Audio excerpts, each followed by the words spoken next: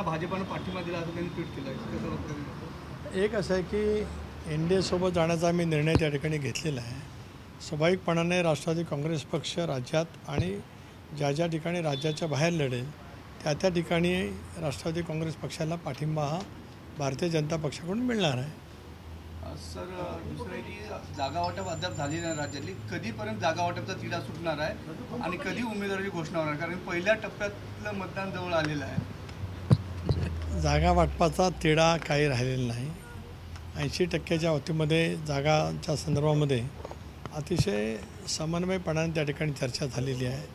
उरलेल्या बाबतीमध्ये जी राहिलेली आहे ती कदाचित उद्या संध्याकाळपर्यंत त्या ठिकाणी संपेल आणि ती संपल्याच्या नंतर भारतीय जनता पक्षाने 20 जागांच्यावरती उमेदवार त्या ठिकाणी जाहीर केलेले आहेत. आता राहिलेले उरलेल्या 28 जागांच्यावरती उमेदवार जाहीर करणं, ज्या जागा शिवसेनेच्याकडे येतील त्याच्या बाबतीमध्ये शिवसेनेचे अध्यक्ष आणि राज्याचे मुख्यमंत्री एकनाथराव शिंदे त्यांचे उमेदवार त्या ठिकाणी घोषित करतील. राष्ट्रवादी काँग्रेस पक्षाला ज्या जागा मिळतील त्याची घोषणा अधिकृतपणाने राष्ट्रीय अध्यक्ष अजितदादा, मी प्रांताध्यक्ष असेल, प्रफुल्ल असेल, आम्ही सर्वजण मिळून त्या ठिकाणी निश्चितपणाने करू. पण आम्हाला याची जाणीव आहे की आता पहिल्या टप्प्यातली अधिसूचना पूर्व विदर्भातली त्या ठिकाणी निघालेली आहे.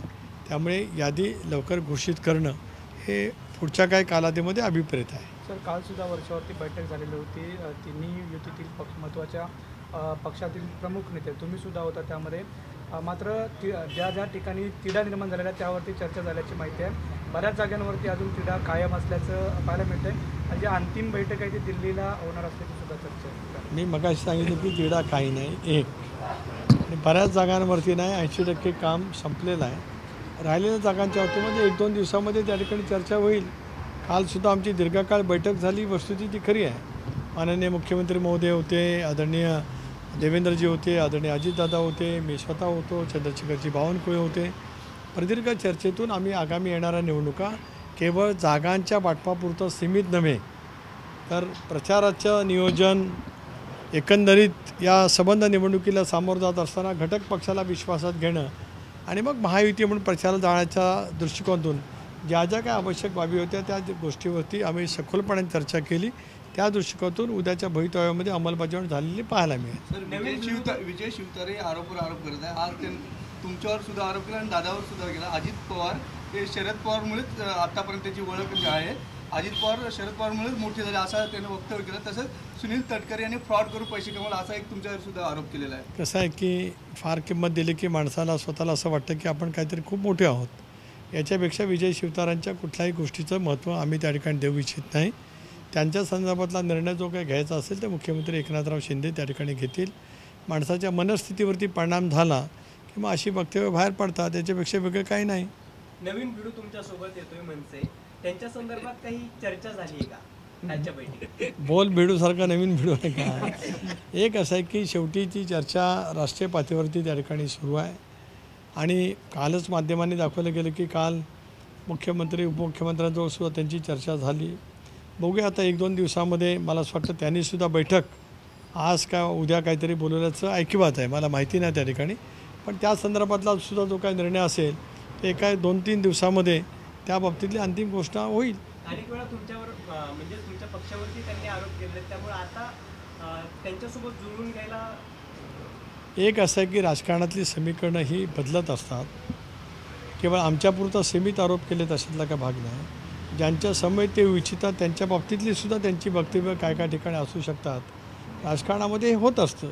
आज महाविकास आघाडीमध्ये सुद्धा एकत्रित असलेल्या पक्षांनी एकमेकाच्यावरती आरोप केले नाहीत का?